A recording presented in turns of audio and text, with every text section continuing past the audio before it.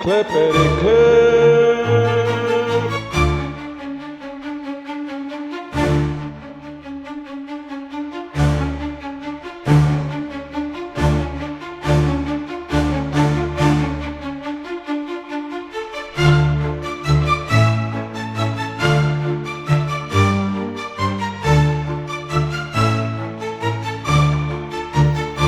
Clippity clip.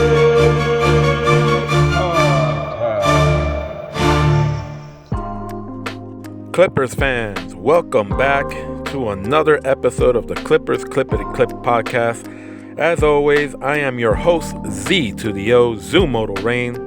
Last night was a gut-wrenching roller coaster as the Clippers lost to the Timberwolves 93-92. Before diving into the game, let's talk about some big news that could impact the Clippers moving forward, and I'm talking about the Kawhi Leonard statement.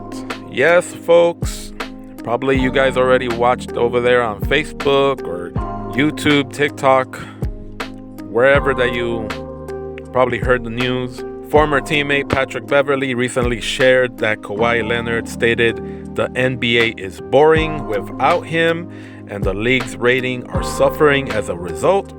Could this be a hint at a return? Clipper Nation, keep your fingers crossed.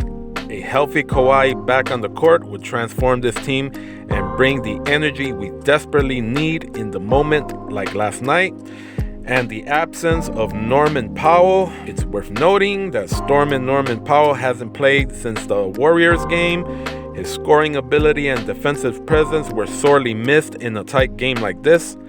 Powell could have provided the spark we needed to edge out the T-Wolves in those crucial final minutes. Let's hope he returns soon because his absence has been deeply felt. Now let's start out with the good. The beard was in beast mode. James Harden played like it was the playoffs. He dropped a monster double-double with 20 points, 6 rebounds, 11 assists, 5 steals. Harden's leadership and playmaking were the driving force keeping us in the game.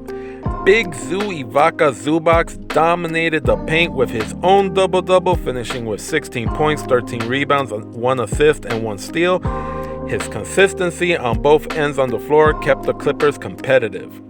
Kevin Porter Jr. had a high career of 17 points along with 7 rebounds, 3 assists, and 3 steals, showed Porter Jr.'s potential. However, his costly fourth quarter turnover was a bitter pill to swallow. Batum and Coffey, they stepped up with a combined 24 points, delivering key buckets when needed. And now, the bad. Turnovers is a plague with this team. While the Clippers only had 15 turnovers to the Wolves' 20, the timing couldn't have been worse. Kevin Porter Jr.'s mid-fourth quarter turnover handed the Wolves momentum, and Kevin Dunn's late-game mishandle sealed the loss.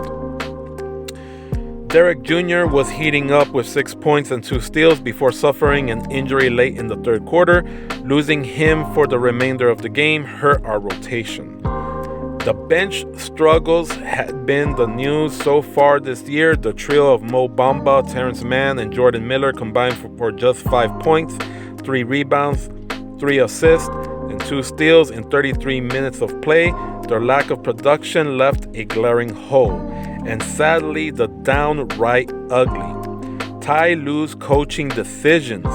Nicholas Batum was left on the floor for the entire fourth quarter despite being visibly fatigued. Benching Kevin Porter Jr. and Amir Coffey during crunch time was baffling. Reinserting Kevin Dunn, who has been struggling offensively, proved disastrous. His 26 minutes yielded only 2 points, and including the turnover that sealed the Wolves' win. Mo Bamba underperformance, logging 14 minutes with only 2 points and struggling to secure the ball. Bamba's inefficiency contributed to the Clippers falling behind by 9 points at one point. Free throws and three-point shooting, the Wolves capitalized in those key areas. From beyond the arc, Wolves 15 out of 39 to Clippers 10 out of 31. And on the charity stripes, the Wolves had 16 out of 20 to the Clippers 10 out of 13. There's been a lot of questionable officiating out of 16 fouls called on the Clippers. several were questionable and shifted the game's momentum in favor of the Wolves. Despite the turnovers, poor coaching decisions, and struggles from the bench, the Clippers showed moments of dominance. Points in the paint, Clippers 40 over the 28 of the Wolves. Field efficiency, the Clippers had 36 out of 84. The Wolves only had 31 out of the 75. With the lead still in our hands in the final minute, this was a game we could have and should have won. Ty Lue needs to make better adjustments, and the team must clean up the turnovers and capitalize on opportunities at the charity stripe. The absence of Norman Powell was glaring, and with Kawhi Leonard's potentially hinting at a return, there's still hope for brighter days ahead. This is Zumoto Rain, and you're listening to the Clippers Clippity Clip podcast.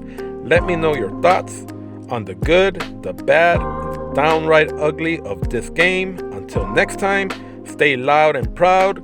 Clipper Nation, let's go Clippers.